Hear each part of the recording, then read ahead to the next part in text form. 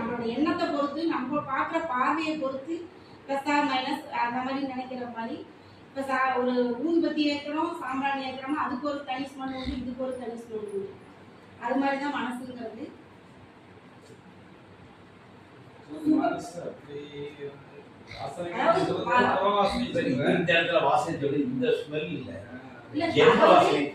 அதாவது இப்ப நமக்கு இந்த வாசனை டிஃபரன்ஷியேட் பண்ற மாதிரி சுப வயத்தா இருக்கிறப்ப அந்த ஒரு பாசிட்டிவான ஸ்மெல் மாதிரியும், நெகட்டிவா நமக்கு தோன்றப்ப அத ஒரு நம்ம பாசிட்டிவ் நெகட்டிவ் அந்த மாதிரி ஒரு ஸ்மெல் அந்த ஒரு இந்த மாதிரி ஸ்மெல் இருக்கு. ஒரு டிஃபரன்ஷியேட்டுக்காக ஒரு எக்ஸாம்பிளா நான் போட்டேன். வாசனையிலே ரெண்டு இருக்கு, மற்ற ஸ்மெல்லே அதே மாதிரி நம்மளுடைய எண்ணெய் வாசனையிலே ரெண்டு நெகட்டிவ் வாசனை. அது சுப வாசனை வயதாங்கிறது ஒரு எக்ஸாம்பிளா வச்சுக்கலாம். நம்ம ஒரு நம்ம கெட்ட மருந்து தான், கெட்ட மருந்து நல்ல மருந்து இல்லை, நம்ம வாசனையில சுபம் அசுபம் ரெண்டு இருக்கு. ஜென்ம வாசனைக்கு இருக்கு.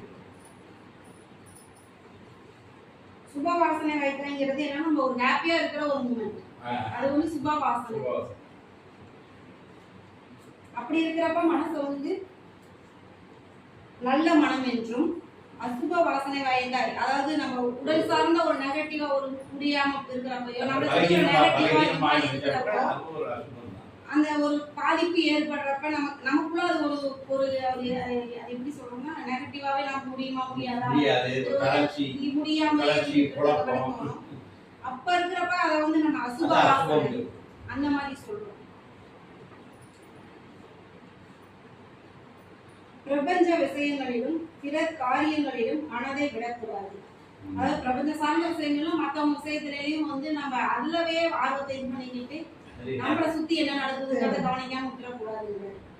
பிறர் எவ்வளவு கெட்டவர்களா இருந்தாலும் அவர்களிடத்தில் துவேஷம் வைக்கலாகாதே.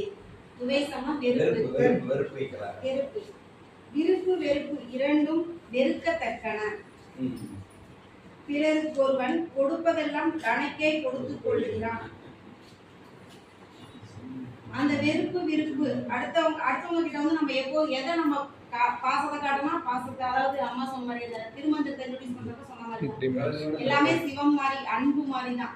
நம்ம அன்பை காமிச்சா அது நமக்கு அன்பா வெளிப்படும், கோபத்தையும் வெறுப்பையும் காமிச்சா அது நமக்கு திருப்பி தான் அதுவே தான் நமக்கு ரிப்பீட் ஆகும். உண்மையை அறிந்தால் எவன் தான் கொடாதொழிவான். அதாவது இந்த நம்ம தெரிஞ்சுக்கிட்டோம் அப்படின்னா நம்ம பிறருக்கு என்ன செய்யறோமோ அதுதான் நமக்கு வருங்கிற தெரிஞ்சுக்கிட்டானா அதை கரெக்டா இம்ப்ளிமெண்ட் பண்ணணும். தான் எழுந்தால் சகலமும் எழும், தான் அடங்கினால் சகலமும் அடங்கும். அதாவது நான்கிறது ஃபர்ஸ்ட் பர்சன்,